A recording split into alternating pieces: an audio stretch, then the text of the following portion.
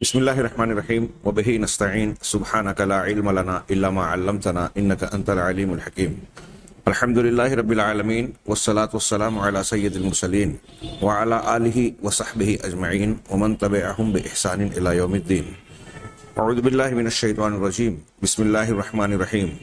آمن الرسول بما انزل الیہ من ربہ والمؤمنون کل آمن باللہ وملائکتہ وکتبہ ورسلہ لا نفرق بین احد من رسلہ وقالوا سمعنا واطعنا غفرانک ربنا والیک المصیر. سامعین کرام، ہماری گفتگو قرآن اور جناب محمد رسول اللہ صلی اللہ علیہ وسلم کے بیان کردہ علمی اعجاز اور معجزات سے متعلق جاری ہے. اس سلسلے میں پچھلے درس میں اللہ تعالیٰ کے فرمان وما من دابۃ فی الارض ولا طائر یطیر بجناحیہ الا امم امثالکم کے ضمن میں کچھ گفتگو کی گئی تھی، جس میں قرآن کا یہ اشارہ کہ اللہ تبارک و تعالیٰ نے انسان ہی نہیں بلکہ انسانوں کے علاوہ فضاؤں میں یا ہواؤں میں اڑنے والے پرندوں اور زمین پر چلنے والے جانوروں کی بھی ایسی اقسام بنائی ہیں جنہیں کہا کہ تمہاری طرح امت ہے. پھر اس ضمن میں کچھ تفصیلات ذکر کی. آئیے قرآن ہی کی روشنی میں اس کی مزید کچھ تفصیل دیکھیں. قرآن مجید نے سورہ بنی اسرائیل آیت نمبر 44 میں ارشاد فرمایا اعوذ باللہ من الشیطان الرجیم تسبح لہ السماوات السبع والارض ومن فیہن وان من شیء الا یسبح بحمدہ، کہ اللہ تبارک و تعالیٰ کی تسبیح اور پاکی بیان کرتی ہیں ساتوں آسمان اور زمین بھی اللہ کی تسبیح یعنی پاکی بیان کرتی ہیں. وَإِن مِّن شَيْءٍ إِلَّا يُسَبِّحُ بِحَمْدِهِ، اور کوئی بھی چیز کائنات میں موجودات میں کوئی بھی چیز ایسی نہیں ہے جو اللہ تبارک و تعالیٰ کی حمد اور تعریف کے ساتھ اس کی تسبیح یعنی پاکی نہ بیان کرتی ہو. اس کی پاکی کے ساتھ اس کی تعریف اور ستائش کرتی رہتی ہیں. لیکن اللہ نے آگے فرمایا وَلَٰكِن لَا تَفْقَهُونَ تَسْبِيحَهُمْ، لیکن تم ان کی تسبیح کو سمجھ نہیں پاتے. یہاں یہ غور کرنے کے لائق بات ہے کہ اللہ تعالیٰ کہہ رہا ہے کہ تم اس کی تسبیح نہیں سمجھ پاتے. ظاہر سی بات ہے کہ یہ گویا ہمارے سمجھنے کی لائق جب وہ بات نہیں ہے تو وہ کیا کہہ رہے ہیں ہم نہیں جان پاتے. اس کا مطلب حقیقت میں یہ پرندے اور کائنات کی ہر چیز اللہ تبارک و تعالیٰ کی تسبیح بیان کر رہی ہے. اس آیت کا یا اس مفہوم کی دیگر آیات اور نصوص کی اس طرح سے تشریح کرنا کہ عقلیت کی بنیاد پر یہ کہا جائے کہ یہاں تسبیح دلالت ہے کہ جس طریقے سے ہم کسی چیز کو دیکھ کر اس کے بنانے والے پر جو ہے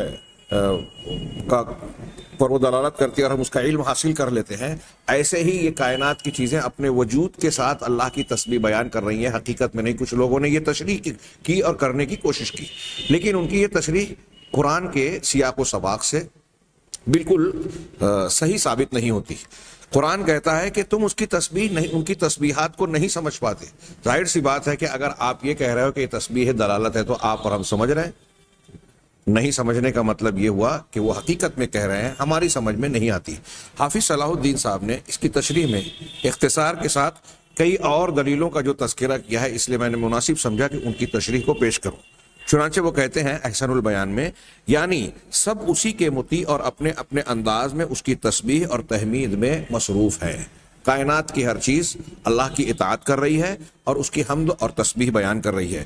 گو ہم ان کی تسبیح و تحمید کو نہ سمجھ سکیں. یہی بات دیگر آیات قرآنی میں بھی بیان کی گئی ہے. مثلا داؤد علیہ السلام کے بارے میں آتا ہے، یہ ایک آیت نقل کی، اس سے پہلے ایک آیت ہم پڑھ چکے ہیں. اللہ نے فرمایا کہ انا سخرنا الجبال معه یسبحنا بالعشی والابکار بالعشی والاشراق. یہاں اشراق کہا گیا کہ ہم نے پہاڑوں کو داؤد کے تابع کر دیا، پہاڑوں کو داؤد کے لیے مسخر کر دیا یعنی تابع کر دیا. پس وہ شام کو اور صبح کو بالعشی والاشراق، صبح شام کو اور صبح کو اس کے ساتھ اللہ کی تسبیح یعنی پاکی بیان کرتے ہیں. یہ قرآن کہہ رہا ہے.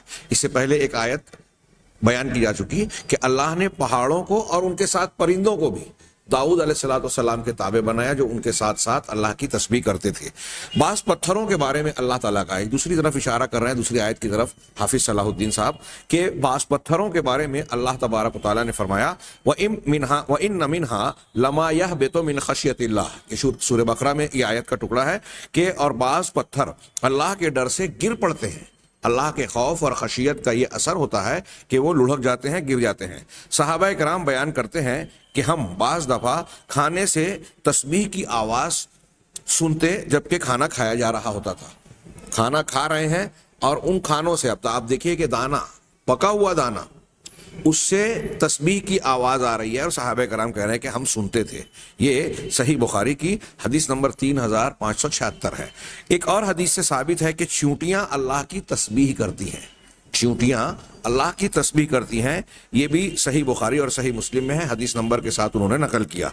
इस तरह खजूर के जिस तने के साथ टेक लगाकर रसूलुल्लाह सल्लल्लाहु अलैहि वसल्लम खुतबा इरशाद फरमाया करते थे, जब लकड़ी का मिंबर बन गया और उसे आपने छोड़ दिया तो बच्चे की तरह रोने की उससे आवाज़ आई। ये भी हदीस हम तफसील से पीछे के दुरूस में, पिछले दुरूस में मोजज़ात रसूल के ज़िम्न में बयान कर चुके हैं। अल्लाह के रसूल सल्लल्लाहु अलैहि वसल्लम ने उस पर जाके हाथ रखा तो वो आवाज़ बंद हुई। ये भी सही बुखारी में मौजूद है। मक्के में एक पत्थर था जो रसूलुल्लाह सल्लल्लाहु अलैहि वसल्लम को सलाम किया करता था। एक पत्थर अल्लाह के नबी सल्लल्लाहु अलैहि वसल्लम को सलाम किया करता था। ये हदीस सही मुस्लिम हदीस नंबर 2277 है, उन्होंने नकल किया।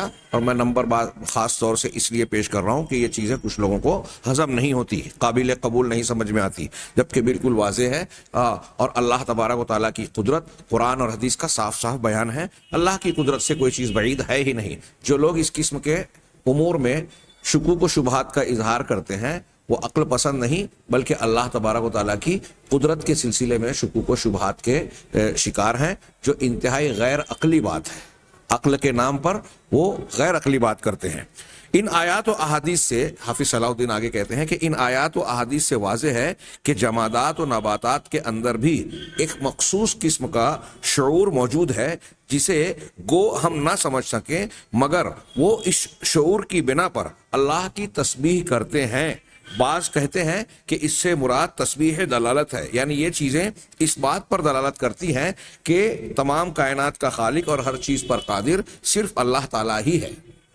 हाँ, वफ़ी कुल्लि शैइन लहू आयतुन तदुल्लु अला अन्नहु वाहिदु, ये इस शेर के मिसदाक कि हर चीज़ में उसकी निशानी है जो इस बात की दलालत करती है कि वो एक है, तन्हा है। लेकिन आगे वो कहते हैं कि लेकिन सही बात पहली ही है कि तस्बीह अपनी हकीकी मानों में है। यहाँ चंद आयात और चंद हदीसों की तरफ शेख ने रहमहुल्लाह ने इशारा किया, जबकि ये सारी हदीसें और सारी आयतें नहीं हैं। आपको मैं सिर्फ इशारा करूं कि ये बार बार इल्म की फजीलत में जब हम रिवायात पेश करते हैं तो ये बार बार बात दोहराई जाती है कि अल्लाह तबारक व तआला तालिबान उलूम के लिए चींटियाँ अपने बिलों में और मछलियाँ पानी में रहते हुए तालिबान उलूम के लिए दुआएं करती हैं। ये कायनात की हर चीज़ का तस्बीह बयान करना, इसको जोड़िए उस आयत से जिसमें कहा गया कि हवा में उड़ने वाले परिंदे, ज़मीन पर चलने वाले सारे जानवर तुम्हारी ही तरह, तुम्हारी ही किस्म की उम्मतें हैं, गुरोह हैं, तुम्हारी तरह अनवा है, मुख्तलिफ अनवा पर मुश्तमिल है। हाँ, आगे हम इसको एजाज़ इल्मी से जोड़ने से पहले मजीद एक आयत में पेश करना चाहता हूँ कि इन जानवरों की तस्बीह का तस्करा और फिर उसकी तशरीह में हमने देखा कि पत्थर भी अल्लाह की पाकी बयान कर रहा है। एक पत्थर अल्लाह के रसूल सल्लल्लाहु अलैहि वसल्लम को सलाम कर रहा है, खाने पीने की चीज़ों से तस्बीह की आवाज़ आ रही है। ये हदीसों में बयान किया गया। ये तो आज के ज़माने में भी बहुत सारे लोगों के लिए इंतहाई नाकाबिल फ़हम है। अभी हम आगे गुफ्तगू करेंगे कि साइंस टेक्नोलॉजी की तरक्की ने अब कुछ इनमें से कई चीज़ों को मान लिया है और आइंदा कुछ चीज़ों को इंशाअल्लाह मानेगी। अल्लाह तबारक व तआला ने हज़रत सुलेमान अलैहिस्सलातु वस्सलाम के और हज़रत दाऊद की सल्तनत का, उनकी बादशाहत का जो तज़किरा किया तो उन पर अपनी खुसूसी नेमतों और बाज़ इम्तियाज़ात का भी तज़किरा किया। हज़रत सुलेमान अलैहिस्सलातु वस्सलाम से मुताल्लिक़ अल्लाह तबारक व तआला ने इरशाद फरमाया सूरह नम्ल में, व हुशिरा ले सुलेमाना जुनूदहु मिनल जिन्न वल इंस, والطير فهم يوزعون حتى إذا أتوا على واد النمل قالت نملة يا أيها النمل ادخلوا مساكنكم لا يحطمنكم سليمان وجنوده وهم لا يشعرون. ترجمہ ہے کہ اور سلیمان علیہ الصلوۃ والسلام کے لیے کسی مہم کے سلسلے میں، کسی سفر کے سلسلے میں اس کے جنوں، انسانوں اور پرندوں کے لشکر جمع کیے گئے. حضرت سلیمان علیہ الصلوۃ والسلام نے سارے لشکر جمع کیے. یہ ان کو امتیاز تھا کہ ان کو جنوں پر بھی گویا قوت بس اور حکومت دی گئی اور چرند پرند پر بھی، اور ان کی جماعت بندی کر دی گئی تھی. ہر ایک کے گروہ الگ الگ بن گئے تھے، سب بندی جماعت بندی کر دی گئی تھی. یہاں تک کہ جب وہ چونٹیوں کی ایک وادی پر پہنچے، یہ قرآن کا ارشاد ہے، ترجمہ کر رہا ہوں آیت کا. یہاں تک کہ جب وہ چونٹیوں کی ایک وادی پر پہنچے، وہاں سے گزر ہوا تو ایک چونٹی نے کہا، ایک چونٹی بول اٹھی. کیا کہا؟ چونٹی نے چونٹیوں سے کہا، یا کسی دوسری چونٹی سے کہا کہ چونٹیوں اپنے اپنے بلوں میں گھس جاؤ. ادخلوا مساکنکم، اپنی رہائش گاہوں، اس کا صحیح ترجمہ ہوگا کہ اپنے بلوں میں داخل ہو جاؤ، گھس جاؤ. ایسا نہ ہو کہ سلیمان اور اس کے لشکر تمہیں روند ڈالے. لا یحطمنکم سلیمان وجنودہ وہم لا یشعرون. یہ کون کہہ رہا ہے؟ چونٹی کہہ رہی ہے. اور انہیں پتہ بھی نہ چلے، وہ روند دے اور انہیں خبر بھی نہ ہو کہ چونٹیوں پر کیا گزر گئی. آگے اللہ تعالیٰ کا ارشاد ہے فَتَبَسَّمَ ضَاحِكًا مِّن قَوْلِهَا وَقَالَ رَبِّ أَوْزِعْنِي أَنْ أَشْكُرَ نِعْمَتَكَ الَّتِي أَنْعَمْتَ عَلَيَّ وَعَلَىٰ وَالِدَيَّ. سلیمان علیہ السلام چونٹی کی اس بات پر مسکرا دیے. تبسم ضاحکاً، سلیمان علیہ السلام یعنی انبیاء کرام کی زیادہ ہنسی جو ہے مسکراہٹ ہی ہوتی تھی، تو مسکراتے ہوئے ہنسے یا ہنستے ہوئے مسکرائے.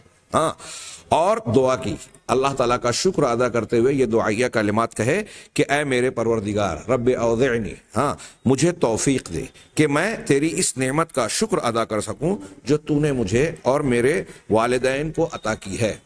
مجھے اور میرے والدین کو یہ جو نعمت دی ہے، میرے والد داؤد علیہ السلام کو، کہ ہم کو ایسی حکومت عطا فرمائی، اس پر تو ہمیں توفیق دے کہ ہم شکر ادا کریں. اور اس بات کی بھی کہ میں ایسے عمل کروں جو تجھے پسند ہو. کیا ہے؟ وَأَنْ أَعْمَلَ صَالِحًا تَرْضَاهُ، ایسے نیک عمل کروں جو تجھے پسند ہو، اور اپنی رحمت سے مجھے اپنے صالح یعنی نیک بندوں میں شامل کر لے. وَأَدْخِلْنِي بِرَحْمَتِكَ فِي عِبَادِكَ الصَّالِحِينَ. یہ دیکھیے یہاں میں اس آیت پر غور کیجئے. حضرت سلیمان علیہ السلام اپنے لشکر کے ساتھ گزر رہے ہیں. ایک چونٹی، اب اللہ تبارک و تعالیٰ نے کس طرح اسے اس بات کا علم اور معرفت عطا کی، یہ ایک دیگر بات ہے. لیکن ایک چونٹی دوسری چونٹیوں سے کہہ رہی ہے. چونٹیوں میں ابھی ہم آگے جائیں گے کہ باقاعدہ نظام ہوتا ہے. اور چونٹیوں کی سردار کو عربی زبان میں یعصوب کہتے ہیں، جو ان کی ملکہ ہوتی ہے. تو اس نے دوسری چونٹیوں سے کہا کہ اپنے گھروں میں داخل ہو جاؤ. پہلی چیز اس آیت سے یہ معلوم ہو رہی ہے کہ چونٹیاں آپس میں بات کرتی ہیں. قرآن یہ کہہ رہا ہے 1400 سال پہلے، اور قرآن جو بات اور واقعہ نقل کر رہا ہے وہ اس سے بھی صدیوں پہلے کا ہے، حضرت سلیمان علیہ السلام کے زمانے کا. اسے ذکر کر رہا ہے قرآن، اس کی خبر دے رہا ہے اس واقعے کو، یعنی ایک ماضی کی غیب کی خبر حضرت سلیمان علیہ السلام اور چونٹی سے متعلق. پھر اس کے بعد اس میں چونٹی کے کلام کرنے کا، بات کرنے کا تذکرہ ہے. اتنا ہی نہیں کہ چونٹی نے بات کی، بلکہ حضرت سلیمان علیہ السلام نے اسے سنا بھی. حیرت انگیز بات یہ نہیں ہے 1400 سال پہلے یا اسے صدی دو صدی پہلے، اب بھی بہت سارے لوگوں کو اس بات کو ماننے میں کچھ نہ کچھ جو ہے دل میں جو ہے تردد ہوگا، اور ایسی باتیں تاویلاً کہیں گے جو اس کو حقیقی معنی سے پھیر دینے والی ہوگی تاکہ لوگوں کی سمجھ میں آئے. لیکن آج دیکھیے کہ سائنس اور علمی تحقیق نے، قرآن نے جو کہا تھا، آج علم وہی دیکھنے پر مجبور ہے، وہی ماننے پر مجبور ہے. یہ ہم آگے جانیں گے. اتنا ہی نہیں، اسی آیت کے آگے اللہ تعالیٰ فرماتا ہے وَتَفَقَّدَ الطَّيْرُ، اور سلیمان علیہ السلام پھر ایک موقع ایسا آیا کہ سلیمان نے پرندوں کا جائزہ لیا تو کہنے لگے کیا بات ہے، مجھے ہدہد نظر نہیں آ رہا ہے. وَتَفَقَّدَ الطَّيْرُ فَقَالَ مَا لِيَ لَا أَرَىٰ الْهُدْهُدَ، کہ کیا بات ہے، میں ہدہد کو نہیں پا رہا ہوں. امکان کیا ہے، لا أَرَى الْهُدْهُدَ أَمْ كَانَ مِنَ الْغَائِبِينَ، کیا وہ کہیں غائب ہو گیا ہے، اگر ایسی بات ہوئی تو میں اسے سخت سزا دوں گا، لأعذبنہ عذابا شدیدا او لأذبحنہ، یا اسے ذبح کر ڈالوں گا، یا وہ میرے سامنے کوئی معقول وجہ پیش کرے، او لیأتینی بسلطان مبین، فمکث غیر بعید فقال احطت بما لم تحط به وجئتک من سبأ بنبأ یقین۔ اور تو ابھی تھوڑی ہی دیر گزری تھی کہ ہدہد آ گیا اور کہنے لگا کہ میں نے وہ کچھ معلوم کیا ہے جو ابھی تک آپ کو معلوم نہیں ہے، میں نے علم کا وہ احاطہ کیا، سلیمان علیہ السلام نبی ہیں، ہدہد ایک پرندہ ہے، مجھے جو بات معلوم ہے وہ آپ کو معلوم نہیں۔ کیا معلوم نہیں؟ کہ قوم سبا سے متعلق ایک یقینی خبر آپ کے پاس لایا ہوں۔ یہ قوم سبا جنوبی یمن کے علاقے میں تھی۔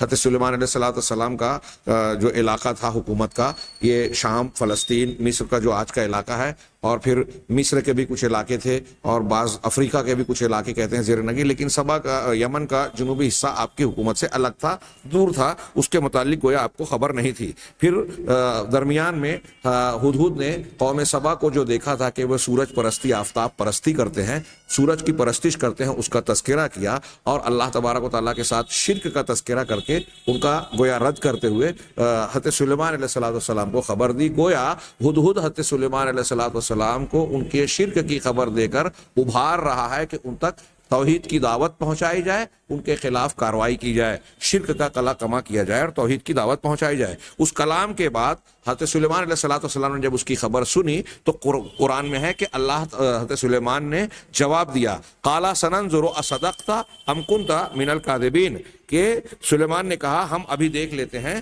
کہ تو سچ کہہ رہا ہے یا جھوٹا ہے۔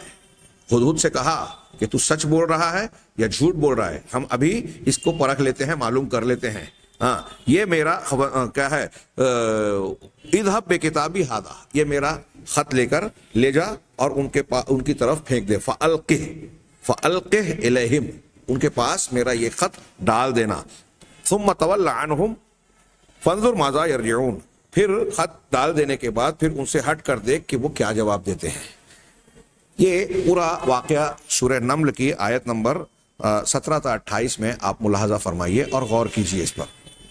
تو اس میں 2-3 چیزیں یہ معلوم ہوتی ہیں کہ حضرت سلیمان علیہ السلام کو اللہ تبارک و تعالیٰ نے جہاں جنوں پر اختیار دیا تھا، وہاں پرندوں اور جانوروں پر بھی بس تو دیا ہی تھا، ساتھ ساتھ ایک خصوصیت دی تھی کہ پرندوں اور چرندوں کی بولیاں آپ کی سمجھ میں آتی تھی۔ وَعُلِّمْنَا مَنْطِقَ الطَّيْرِ، ہمیں پرندوں کی بولیاں سکھائی گئی ہیں۔ حضرت سلیمان علیہ السلام نے ایک دوسرے مقام پر ذکر کیا، یعنی وہ جو بولتے تھے حضرت سلیمان علیہ السلام کی سمجھ میں آتا تھا۔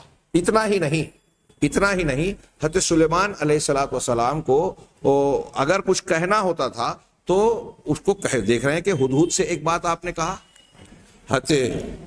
پہلے جو چونٹی کی بات سنی تو اس پر صرف ہنسنے کا ذکر ہے، سننے کے بعد اللہ کا شکر ادا کیا، اور ہدہد سے تو باقاعدہ کلام کا تذکرہ ہے۔ اب وہ اشاروں کے طور پر یا جس انداز میں بھی اللہ تبارک و تعالیٰ نے ان کو سکھایا تھا، اسے اپنی بات کو پرندوں یا جانوروں تک پہنچاتے تھے، لیکن قرآن یہ کہہ رہا ہے کہ حضرت سلیمان علیہ السلام کی ان باتوں کو جانور پرندے سمجھتے تھے اور ان کی تعمیل کرتے تھے۔ ہدہد حضرت سلیمان علیہ السلام کا خط لے کر ملکہ سبا کے پاس گیا، دربار میں ڈالا۔ یہاں کچھ لوگوں نے کہا کہ ہدہد کسی شخصیت کا نام ہے یا کسی قبیلے کا نام ہے، اور اس قسم کی تعویل کرنے کی کوشش کی۔ اہل علم نے اس کا رد کیا اور کہا کہ اگر آپ سوچئے کہ اگر کوئی انسان ہوتا ہدہد تو اس کو حضرت سلیمان علیہ السلام یہ نہیں کہتے کہ جا کے خط ڈال دینا اور پھر کنارے ہٹ کر دیکھنا کہ وہ کیا جواب دیتے ہیں۔ ظاہر سی بات ہے کہ اگر کوئی انسان ایلچی کے طور پر جا رہا ہے اور کسی بادشاہ کے پاس خط پھینک کر کنارے کھڑا ہو جائے تو یہ بدتمیزی اور اصول کے خلاف بات مانی جائے گی، یہ خود ایک خلاف اصول اور بے عزتی اور اہانت سمجھا جائے گا۔ یہ چیز پرندے کے ذریعے سے ہوگی تو اس میں کوئی ایسی بات ہے نہیں کہ ایک تو ڈالا گیا خط اور پھر اس کو ہٹ کے دیکھے کہ وہ کیا رد عمل کا مظاہرہ کر رہے ہیں۔ تو یہ ہدہد اپنے حقیقی معنی میں جو ایک خاص پرندہ ہے، اس کے متعلق بات کہی گئی ہے۔ اور حضرت سلیمان علیہ السلام کے خط کا جو اثر ملکہ سبا اور اس کی قوم پر پڑھا، اہل علم اور اہل تفسیر نے جو تفصیلات بیان کی اس میں ایک عنصر یہ بھی تھا کہ ایک شخص ہمیں خط بھیج رہا ہے، ایک پرندے کے ذریعے سے بھیج رہا ہے، اور اس مضمون کے ذریعے سے بھیج رہا ہے انتہائی مختصر، جامع اور اہم بات، اور ایسا انداز ہے کہ اگر تم نے نہیں مانا تو پھر تمہارے لیے جو ہے تم کو انجام کے لیے منتظر رہنا چاہیے تھا۔ ان چیزوں نے ان کو بہت متاثر اور مروب کر دیا۔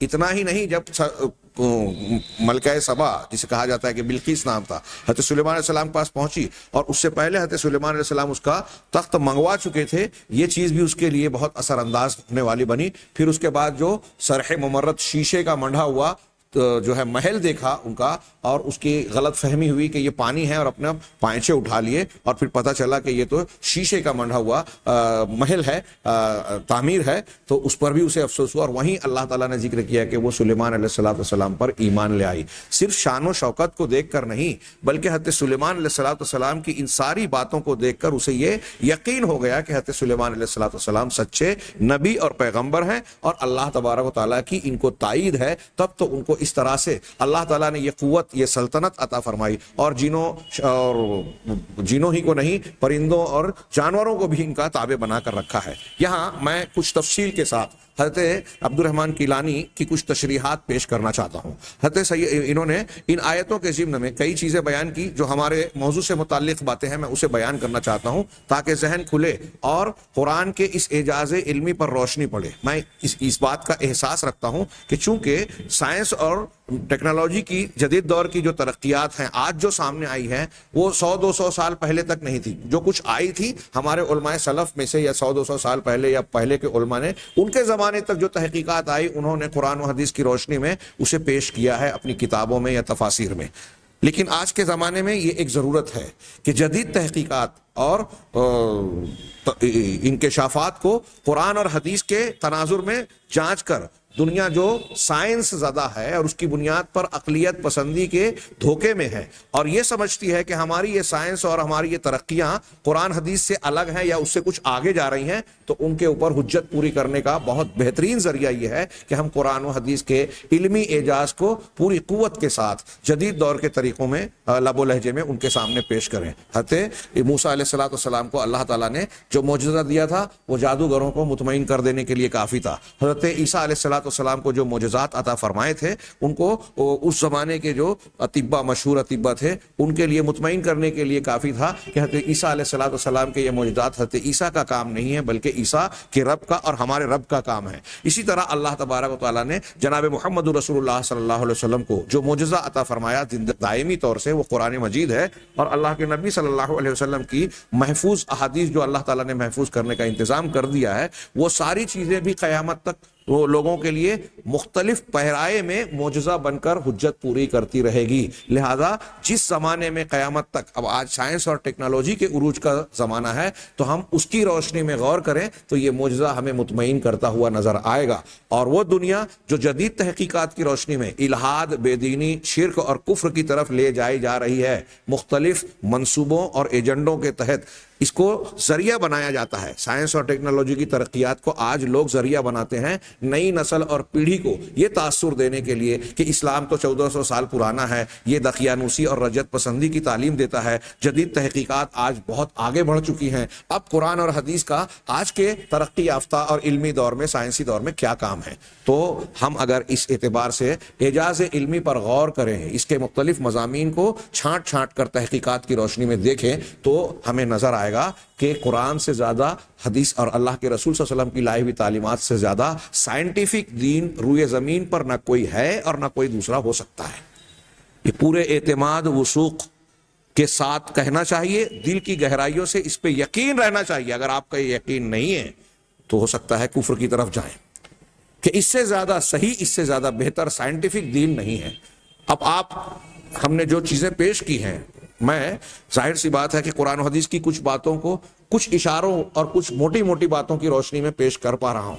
اگر کسی ایک فن میں، جیسے اب یہی ہم جو پرندوں کی بولیوں کی بات کر رہے ہیں، اگر حیوانیات اور زولوجی کے ماہرین اپنی مہارت کی روشنی میں قرآن حدیث کے بیانات پر غور کریں تو اور زیادہ گہرائی سے انہیں قرآن و حدیث کے حقائق بے نقاب ہوتے ہوئے نظر آئیں گے، اور اس بات پر کھلا یقین ہوگا کہ واقعی قرآن نے جو بات 1400 سال پہلے بیان کی ہے، آج کا انسان اب اس کی کچھ باتوں کو جان رہا ہے۔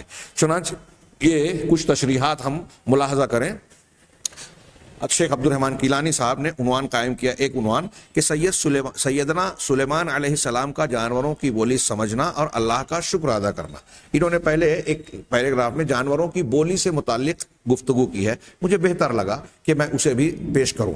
چنانچہ اللہ تعالیٰ کی حیران کن قدرتوں میں سے ایک یہ بھی ہے کہ تمام انسان ایک ہی جیسی شکل رکھتے ہیں، ہر شخص کی ایک ناک، دو کان، آنکھیں، دو بازو اور دو پاؤں ہوتے ہیں، لیکن اس قدر یکسانیت کے باوجود ہر ایک کی شکل دوسرے سے مختلف ہوتی ہے۔ پھر ایک شخص کے اگر 6 لڑکے ہوں تو دوسرے لوگ یہ تو بتا سکتے ہیں ان سب میں ایک گنا مشابہت پائی جاتی ہے۔ اگر کوئی ایک شکل صورت کے قریب شکل کے ہوں تو دوسرے لوگ یہ تو کہتے ہیں کہ دونوں ایک جیسے ہیں، مگر ان میں تمیز صرف والدین اور قریبی رشتہ داران یا دوست احباب جو آشنا ہوتے ہیں وہی کر سکتے ہیں۔ پھر یہ اختلاف صرف شکل و صورت تک محدود نہیں، ہر انسان کے بولنے کی آواز، کھانسنے کی آواز، حتیٰ کہ پاؤں کی چاپ اور چلنے کی چال میں بھی اختلاف ہوتا ہے۔ قریبی لوگ کسی کے بولنے، کھانسنے یا چال ڈھال سے ہی یہ معلوم کر لیتے ہیں کہ یہ فلاں شخص ہے۔ بالکل ایسا ہی سلسلہ جانوروں اور پرندوں میں بھی ملتا ہے۔ جانوروں اور پرندوں میں بھی ایک بولی ہے جسے انسان سمجھ نہیں سکتے۔ جانوروں اور پرندوں میں بھی ایک بولی ہے جسے انسان سمجھ نہیں سکتے، مگر وہ آپس میں خوب سمجھتے ہیں۔ مثلا ایک پرندہ جب اپنے جوڑے کو بلاتا یا دانا دینے کے لیے اپنے بچوں کو بلاتا ہے، یعنی نر مادہ کو، مادہ نر کو بلائے، یا کوئی نر مادہ اپنے بچوں کو بلاتا ہے، یا انہیں کسی خطرے سے آگاہ کرتا ہے، کوئی ایک پرندہ اپنی جنس کے دوسرے پرندے کو کسی خطرے سے آگاہ کرتا ہے، تو ان تمام صورتوں میں اس کی بولی اور لب و لہجہ ایک جیسا نہیں ہوتا، اور اس فرق کو اس کے مخاطب پوری طرح سمجھتے اور اس کے مطابق عمل کرتے ہیں۔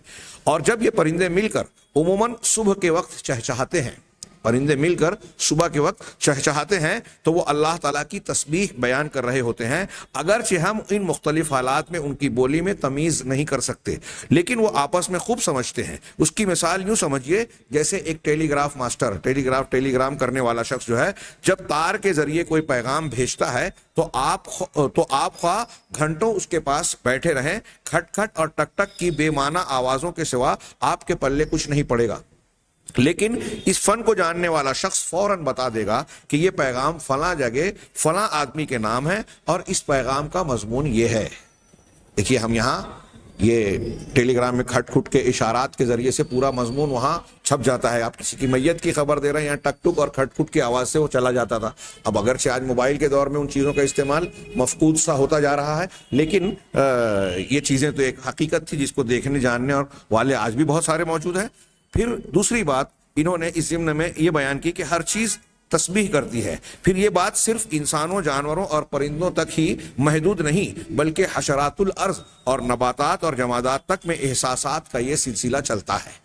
احساسات کا یہ سلسلہ جو ہم ابھی سورہ بنی اسرائیل کے آیت اور اس کی حافظ صلاح الدین رحمہ اللہ کی تشریحات کے ضمن میں جان چکے ہیں، اور یہ سب اشیاء اللہ کی تسبیح بیان کرتی ہیں، مگر اسے ہم نہیں سمجھ سکتے۔ اور سیدنا سلیمان علیہ السلام نے اپنے آپ پر اللہ تعالیٰ کے جس فضل کا اعتراف کیا وہ 2 باتیں ہیں۔ ایک یہ کہ اللہ نے ہمیں پرندوں کی بولی سکھائی ہے، اس کا یہ مطلب نہیں کہ آپ پرندوں کی بولی بول سکتے تھے۔ شیخ کہہ رہے ہیں کہ بولی بول سکتے تھے، لیکن آگے حدود سے بات کی، انہوں نے بھی کہا کہ کچھ اشارات جانتے ہوں، لیکن ہم تو یہی کہیں گے کہ نہ صرف سمجھ سکتے تھے بلکہ بول بھی سکتے تھے۔ انہوں نے کہا کہ وہ ویسے بول نہیں سکتے تھے، لیکن بلکہ یہ ہے کہ پرندے وغیرہ آپس میں ایک دوسرے سے جو باتیں کرتے ہیں انہیں آپ سمجھتے تھے، پھر آپ جو کہنا چاہتے پرندے بھی اسے سمجھ جاتے تھے، تو پھر بولنا تو ہو گیا حضرت سلیمان علیہ السلام کی طرف سے۔ اور دوسری نعمت یہ کہ اللہ نے ہماری ضرورت کی تمام چیزیں ہمیں مہیا کر دی ہیں۔ یہاں پھر انہوں نے ایک عنوان قائم کیا کہ حضرت سلیمان علیہ السلام کا لشکر انسانوں، جنوں اور پرندوں پر مشتمل تھا۔ ہم وہ تشریح کو چھوڑ کر اس ضمن میں جو اگلا پیراگراف میں انہوں نے کہا کہ جو لوگ معجزات اور خرق عادت امور سے گھٹن محسوس کرتے ہیں اور ایسے واقعات کی تعویلات کی تلاش میں رہتے ہیں، ان کی تعویلات کے مطابق یہاں جن سے مراد جفاکش دیہاتی لوگ ہیں۔ حضرت سلیمان علیہ السلام کے لیے جنوں کو اکٹھا کر دیا گیا، تو یہ حضرات کہتے ہیں کہ یہاں جن سے مراد جن کوئی الگ مخلوق نہیں ہے بلکہ دیہاتی لوگ ہیں جو مضبوط ہوتے ہیں جسمانی طور پہ۔ اور الطیر، جو حضرت سلیمان علیہ السلام کے لیے طیر یعنی پرندوں کو مسخر کر دیا گیا، تو یہ حضرات اس کی تعویل کیا کرتے ہیں کہ طیر سے وہ طیارے مراد لیتے ہیں، کہ وہ طیر نہیں طیارے تھے، یعنی سیدنا سلیمان علیہ السلام کے پاس ہوائی فوج بھی موجود تھی۔ سائنسی تاریخ جاننے والوں کو بھی اس تشریح کی بنیاد پر جو ہے اپنی تاریخ کو اور ریکارڈ کو درست کرنا پڑے گا کہ ہوائی جہاز کا موجد جو ہے وہ حضرت سلیمان علیہ السلام ہے یا اس سے پہلے ہو چکی تھی. ابھی تو رامائن کی تشریح کرنے والے کچھ یہ کہتے ہیں کہ سری لنکا میں ایسے نشانات پائے جاتے ہیں کہ رام کے پاس جو ہے وہ کچھ ہوائی اور کچھ میزائل والے اسباب سامان اور آلات موجود تھے، جبکہ یہاں تو خود ہندو محققین کی تحقیق یہ کہتی ہے کہ رام پیدا ہی نہیں ہوا، وہ ایک تصوراتی مخلوق تھا. بہرحال کہہ رہے ہیں سیدنا سلیمان علیہ السلام کے پاس ہوائی فوج بھی موجود تھی، ان کی تعویلات ہے، لیکن اس کے جواب میں بڑی پیاری بات کہی شیخ کیلانی نے کہ ایسی تعویلات دراصل تعویلات نہیں بلکہ تحریفات ہیں. یہ تعویل نہیں، تحریف ہے قرآن کے معنی کو بدل دینا، جن کا قرآن کریم کا سیاق و سباق ساتھ نہیں دیتا. خود قرآن کے سیاق و سباق صاحب منکرین حدیث آپ کو زیادہ تر جاہل ملیں گے، نہ وہ حدیث جانتے ہیں نہ علم حدیث جانتے ہیں، اور اسی بنیاد پر وہ قرآن بھی نہیں جانتے. سیاق و سباق قرآن ان کا ساتھ نہیں دیتا. ایسی تعویلات کا تجزیہ کرنا یہاں مشکل ہے، البتہ ایسی تمام تر تعویلات کا تفصیلاً تجزیہ میں نے اپنی کتاب، اپنی تصنیف عقل پرستی اور انکار معجزات میں پیش کر دیا ہے. یہ انہوں نے اپنی کتاب کا حوالہ دیا، اور شیخ کی ایک بڑی مشہور فتنہ پرویزیت کئی جلدوں پر مشتمل کتاب ہے جو منکرین حدیث کے بہت سارے بلکہ تقریباً بیشتر اعتراضات اور تعویلات کا اس میں جائزہ لیا گیا ہے. آگے دوسرا حاشیہ جو لکھتے ہیں، اور یہاں یہ خاص طور سے قابل ذکر ہے، چونٹیوں کا معاشرتی اور سیاسی نظام، یہ عنوان قائم کیا. علماء حیوانات کی جدید تحقیقات سے معلوم ہوا ہے کہ جس طرح انسان اپنے اجتماعی اور سیاسی نظام کے لیے چند مخصوص ضوابط کی پابندی کرتا ہے، چونٹی جیسے حقیر ترین جانور کی بستیوں میں بھی اسی سے ملتا جلتا نظام پایا جاتا ہے.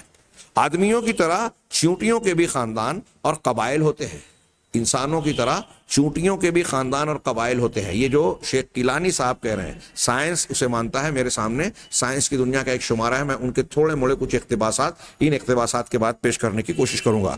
ان میں باہمی تعاون اور تقسیم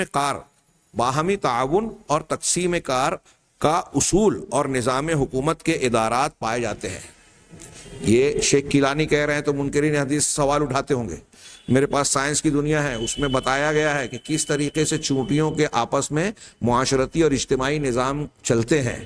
یہاں تک کہ اگر کوئی چونٹی مر جاتی ہے تو ان کا جنازہ نکلتا ہے، چونٹیوں کا جنازہ نکلتا ہے. چونٹی جو خوراک جمع کرتے ہیں اس کے لیے ایک اسٹور روم ہوتا ہے، اس اسٹور میں خوراک جمع کی جاتی ہے. خوراک میں خرابی پیدا ہوتی ہے تو اس کو دھوپ میں سکھا کر پھر واپس لے جایا جاتا ہے. ایسے اور بھی کئی معنی. ان کے اندر کمیونیکیشن کا ایک نظام اور سلسلہ ہے جس کو آج سائنس تسلیم کر رہی ہے. آگے ہم اسے پڑھیں گے. شیخ کہہ رہے ہیں، پھر سے میں اس جملے کو پڑھ رہا ہوں، آدمیوں کی طرح چونٹیوں کے بھی خاندان اور قبائل ہوتے ہیں. ان میں باہمی تعاون اور تقسیم کار کا اصول اور نظام حکومت کے ادارات پائے جاتے ہیں. ایک تو نظام حکومت ہے، چونٹیوں کی ملکہ یعصوب کہلاتی ہے، اس کے فرما بردار سب ہوتے ہیں. اور پھر مزدور چونٹیاں، کارکن چونٹیاں، فوجی چونٹیاں، اور اس طرح اور بھی کام کرنے والی مختلف چونٹیوں کا الگ الگ گروپ ہوتا ہے. ان کی رہائش کی الگ الگ کالونیاں ہوتی ہیں، ہر ایک کی پہچان کے لیے ان کی اپنی مخصوص بو ہوتی ہے. حکومت کا پورا نظام ہوتا ہے، ایک دوسرے کے حسب مراتب آرڈر اور احکامات تسلیم کرتے ہیں. کمیونیکیشن ہوتا ہے، ادارات پائے جاتے ہیں. ان کی بھی زبان ہے جس کو سب چونٹیاں سمجھتی ہیں. ان کی زبان ہے جن کو سب چونٹیاں سمجھتی ہیں.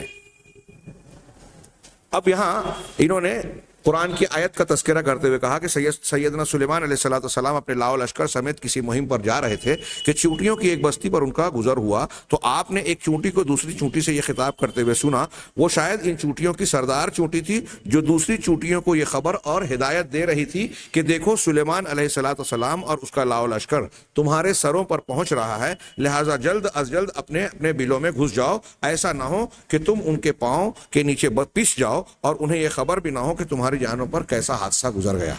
یہاں میں پھر سے اس کا بھی تذکرہ کروں کہ یہ شعور اگر چونٹیوں کی سردار یا یعصوب نے یہ کہا بھی تو اس کو یہ پہچان اور پرکھ کیسے ہوئی کہ یہ حضرت سلیمان علیہ السلام ہے اور یہ اس کا لشکر ہے. اور اس قسم کی باتیں تو ہم یہ عرض کریں گے کہ اس چیز کا علم حسب ضرورت اللہ تبارک و تعالی مخلوقات کو عطا فرماتا ہے جس کی ضرورت ہوتی ہے. جس طریقے سے اس رب العالمین نے ان جانوروں کو، نباتات، جمادات کو تسبیح سکھائی، حمد سکھائی، جس کا تذکرہ قرآن نے کیا کہ کائنات کی ہر چیز ہاں حیوانات ہوں، پرندے ہوں، سمندر میں جینے والے حیوانات ہوں، یا جمادات، پہاڑ پیڑ پودے نباتات ہوں، سب اللہ کی تسبیح حمد کے ساتھ بیان کر رہے ہیں۔ تو جب یہ سب کچھ کر رہے ہیں ہاں تو کس نے سکھایا؟ یہ اسی رب العالمین نے، جس نے ان کے اندر زندگی کے جینے کا طریقہ ڈال دیا۔ ہاں وَأَوْحَيْنَا إِلَى النَّحْلِ، ہم نے شہد کی مکھی کے دل میں یہ بات ڈال دی، وحی کی مطلب دل میں بات ڈال دی۔ تو جس پروردگار نے جینے کے طریقے کو سکھا دیا، اسی پروردگار نے حمد اور تسبیح کا طریقہ بھی سکھایا، اور اسی پروردگار نے یہ ضروری معلومات بھی دی۔ یہاں ہمارا آج کے درس کا وقت ختم ہو رہا ہے، لہٰذا میں اس ادھوری گفتگو کو یہاں روک رہا ہوں۔ انشاءاللہ اگلے درس میں ہم اس بات کو آگے بڑھائیں گے، یہاں سے شیخ کیلانی کے اقتباسات اور اس سے جڑی ہوئی دوسری معلومات کو انشاءاللہ پیش کرنے کی کوشش کریں گے۔ اللہ تبارک و تعالی ہمیں صحیح علم اور صحیح عمل کی توفیق دے۔ وآخر دعوانا ان الحمد للہ رب العالمین۔